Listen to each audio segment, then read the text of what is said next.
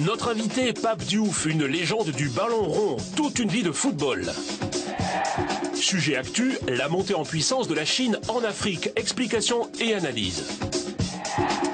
La sorcellerie sur le continent, vérité et contre-vérité, c'est notre débat de société.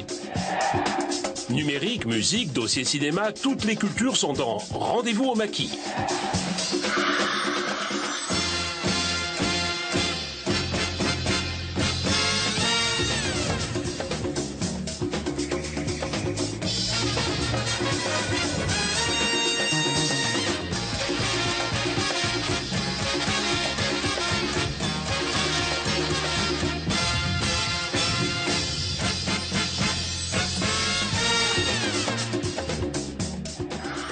Bonsoir, Motena Bino et bienvenue dans ce 3e numéro de Rendez-vous au maquis avec mon invité Pape Diouf. Bonsoir. Bonsoir. Vous êtes Pape Diouf, l'une des personnalités les plus populaires du football et vous publiez aux éditions Grasset un livre, une autobiographie qui s'appelle « C'est bien plus qu'un jeu ». Oui, c'est bien ça, oui. Vous connaissez le principe de l'émission, on va parler de culture, débattre de sujets de société, évoquer tout ce qui fait vibrer le continent et d'ailleurs ça commence maintenant. Chine, Afrique. Les deux mots accolés intriguent, inquiètent parfois. Mais qu'en est-il réellement? Sur le continent, impossible de les louper, ces enseignes asiatiques. Restaurants, produits manufacturés, on les retrouve un peu partout. Au Mali, c'est en bonne intelligence et avec un intérêt bien compris que l'on accepte ces nouveaux entrepreneurs. C'est quelque chose de positif, en ce sens que ça sera un brassage culturel. Donc parce qu'ils viendront, ils ne travaillent pas seuls dans la cuisine. Donc les Maliens sont à leur côté, qui sont des aides cuisiniers et qui au finish apprennent la cuisine asiatique ou la cuisine chinoise. Un grand merci aux Chinois pour leur présence au Mali. Grâce à eux, beaucoup de jeunes trouvent de l'emploi dans la vente de téléphones portables. Et la télé n'est pas en reste. Depuis quelques mois, une chaîne de télévision chinoise est désormais accessible sans abonnement avec des programmes en français. Avec un taux de croissance moyen de 5%, le continent fait l'objet de toutes les attentions. Et pour apaiser son économie en surchauffe, la Chine est devenue l'un des tout premiers importateurs de matières premières au monde. Bois, maïs, pétrole, cobalt, métaux précieux, elle en a des besoins gigantesques. Cela tombe bien, le continent, lui, manque d'argent pour développer de nouvelles infrastructures. Alors, quand ils évoquent cette collaboration Chine-Afrique, les puissants parlent de « gagnant-gagnant ». Une expression qui fait grincer quelques dents. Les Chinois ne connaissent pas la législation du travail des pays. Parfois, c'est des horaires illimités. Et ils ne connaissent presque pas du tout des heures supplémentaires. C'est-à-dire quand il y a du travail, il faut continuer de travailler. Parfois, les salaires ne sont pas à hauteur, parce que là aussi, il y a un minimum qu'il faut respecter. Et sachant que nous sommes dans une situation où aujourd'hui le chômage est très élevé, quelque part on est obligé d'accepter ce qu'ils te proposent. Sinon, eh bien, vous perdez votre emploi. Autre reproche fait aux entreprises chinoises, faire venir de Chine leur propre main-d'œuvre pour baisser leurs coûts de production et rafler ainsi tous les appels d'offres. Yao Liang est ainsi venu de Chine il y a 2 ans avec 4 de ses collègues pour travailler à Madagascar. Et ça n'est pas pour s'imprégner de la beauté du paysage. Si le commerce marche bien, c'est sûr, je reste ici à Madagascar. Si le commerce ne marche pas bien, l'entreprise va sûrement me dire de rentrer en Chine. Depuis 2009, la Chine est devenue le premier partenaire commercial de l'Afrique et donc son premier bailleur de fonds. Mais une autre superpuissance pointe déjà son carnet de chèques, le Japon. Le pays vient d'annoncer une aide publique de plus de 10 milliards d'euros. Le continent aiguise encore bien des appétits. Bonsoir Adama Gaye. Bonsoir. Journaliste, essayiste, vous êtes l'auteur du Dragon et l'Autruche aux éditions de l'Harmattan.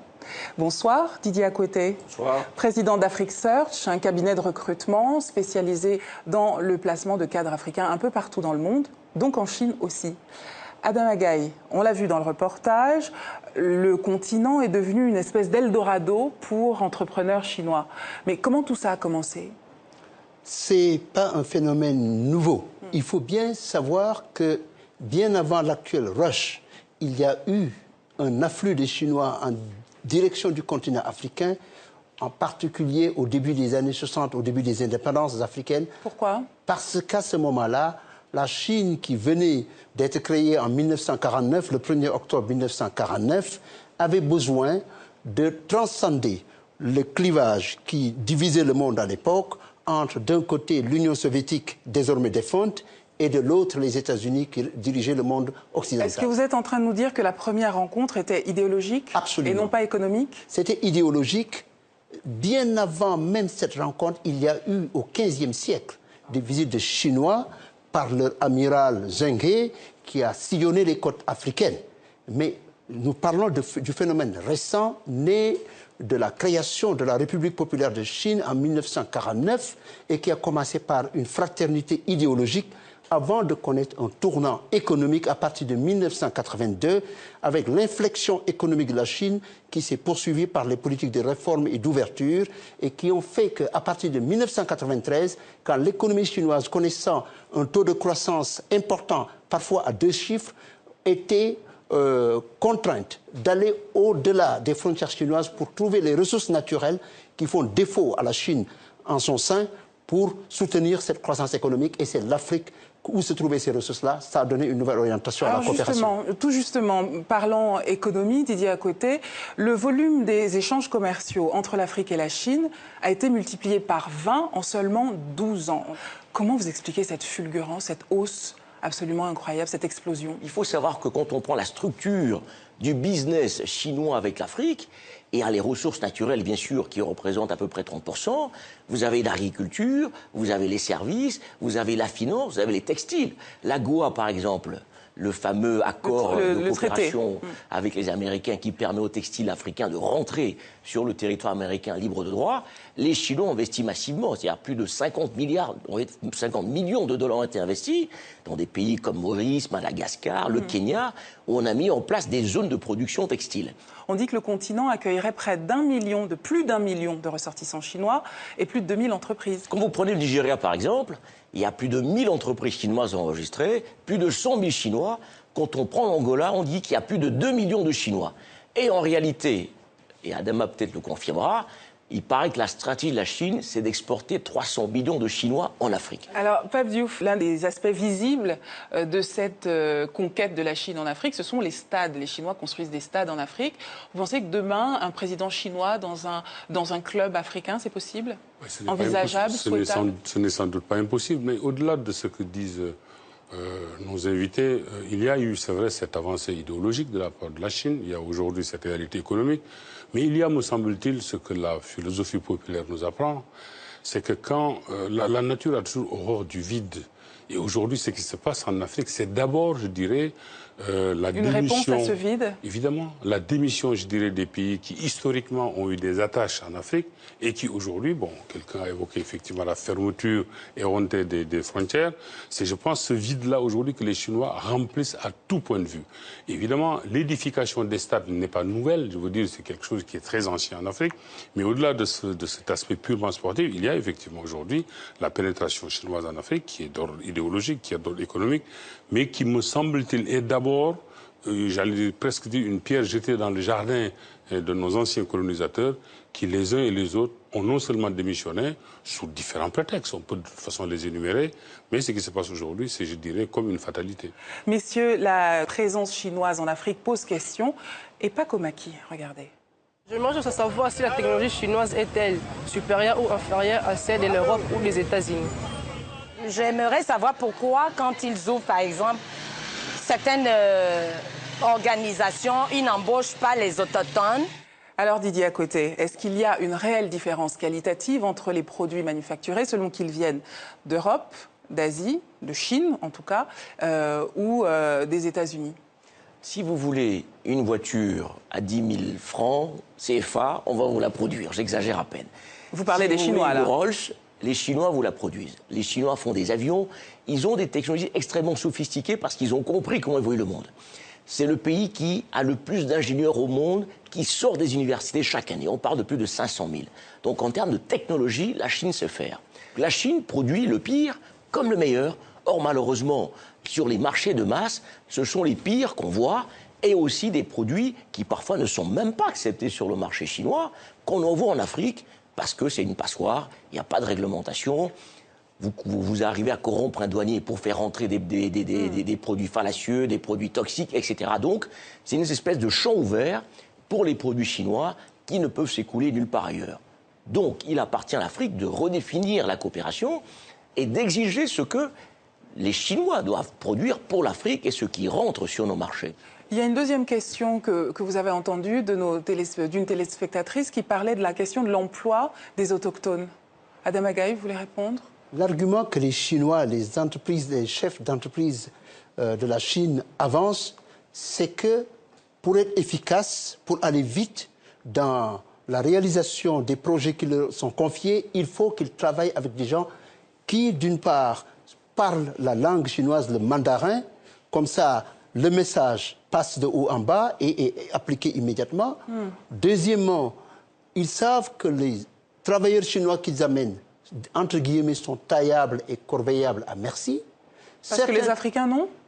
C'est pas la même chose. Les Chinois, à la limite, sont assujettis à des modes paramilitaires de fonctionnement de leurs ouvriers. Si vous êtes en Chine, par exemple, vous voyez le matin, devant les entreprises, devant les bureaux, le personnel qui se met en queue, qui fait des marches militaires avant d'entrer au travail. À la limite, ils travaillent 24 heures sur 24, 7 jours sur 7. Très bien. Ce n'est pas la même chose en termes d'éthique du travail, en termes de respect du travail, que sur le continent africain, où on peut le dire quand même, les vagues de démocratisation ont laissé au niveau des individus une certaine culture de revendication syndicale. La Chine-Afrique ne laisse personne indifférent, messieurs. D'autres questions vous attendent. Je voulais savoir s'ils viennent réellement pour rester pour du bon ou bien qu'ils vont rentrer un jour dans leur pays. Il paraît que des Chinois qui viennent faire des grands travaux en Afrique sont des prisonniers. Est-ce vrai?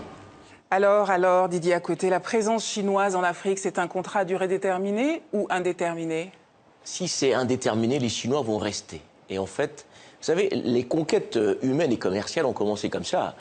Mais votre avis? L'histoire de l'Amérique, ils sont là pour durer, pour un contrat? Ils sont là pour durer. Parce que la croissance de l'Afrique, c'est sur au moins une cinquantaine d'années. C'est-à-dire, comme on dit, la prochaine croissance, la prochaine frontière de croissance, c'est l'Afrique. Et la Chine, avec plus d'1 milliard d'individus, a besoin d'exporter sa main-d'œuvre. Et si cette main-d'œuvre se développe économiquement ailleurs, elle y restera. Si les législations africaines le permettent, parce que c'est aussi ça. Si vous envoyez des ouvriers chinois qui sont corvés à merci, qui font du dumping social, etc., dans nos pays, et que la réglementation sociale et la législation... c'est-à-dire qu'ils travaillent à moindre coût par rapport au niveau salarial des pays africains. Absolument, et que les lois sur le travail, sur l'immigration, leur permettent de rester, ils resteront. Ils resteront. Adam Agaï, est-ce que c'est vrai que les ouvriers chinois sont composés pour partie d'anciens prisonniers? Cela fait partie également des thèses qui sont véhiculées. Dans une certaine mesure, ce n'est pas impossible que cela soit vrai.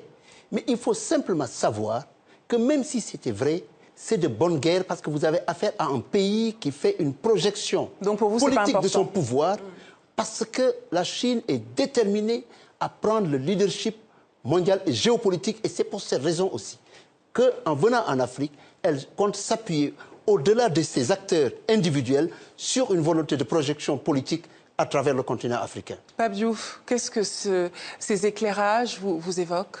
De toute façon, je ne suis pas vraiment surpris de tous ces éclairages, puisque au-delà de ce qu'aujourd'hui, du problème que pose la Chine, d'autres populations avaient déjà envahi de cette manière-là l'Afrique. Je ne citerai pas forcément des donc rien de nouveau sous le soleil spécifiquement, mais disons que donc la nature de l'occupation, de toute façon, de ce que l'Afrique a été, reste la même avec les Chinois. C'est le degré aujourd'hui qui change. On l'a dit au vu de la taille de la Chine et des chiffres dont il est question. il n'en reste pas moins que c'est un problème, comme je l'ai dit aujourd'hui, de démission de certains partenaires qui auraient dû être là avec les Africains, à côté des Africains. Mais il en va aussi, je dirais, de la spécificité africaine et des gouvernants qui ont ouvert largement les portes. Et à cet égard-là, il ne faut quand même pas se cacher aussi, se voiler la face. La corruption bat son plein, puisque les Chinois savent de toute façon y faire et s'y prendre. Et en tout point de vue, je dirais, les Chinois profitent de tout ce qui aujourd'hui gangrène l'économie africaine et sa vie sociale aussi, puisque ce que le syndicaliste disait, c'est tout à fait vrai, c'est tout à fait réel. La Chine, je dirais, aujourd'hui, au niveau de ses travailleurs, est quasiment en deçà de l'Afrique, ce qui est quand même un comble. C'est vrai que les Chinois, je dirais, connaissent tout à fait la règle du jeu avec les gouvernants africains. C'est un sujet tellement passionnant, il y aurait tellement à en dire, mais il faut déjà que nous nous séparions. Merci, messieurs. Adam Agaï, je rappelle que vous êtes l'auteur d'un livre fouillé, documenté, passionnant, qui s'appelle « Le dragon et l'autruche » aux éditions de l'Harmattan. Didier Acoté, merci également. Vous êtes à la tête d'Afrique Search, cabinet de recrutement spécialisé dans le placement de cadres africains, et vous avez cofondé la Chambre de commerce et d'industrie Afrique-Asie du Sud-Est. Absolument. Merci, messieurs. Merci. Tout de suite, notre débat de société.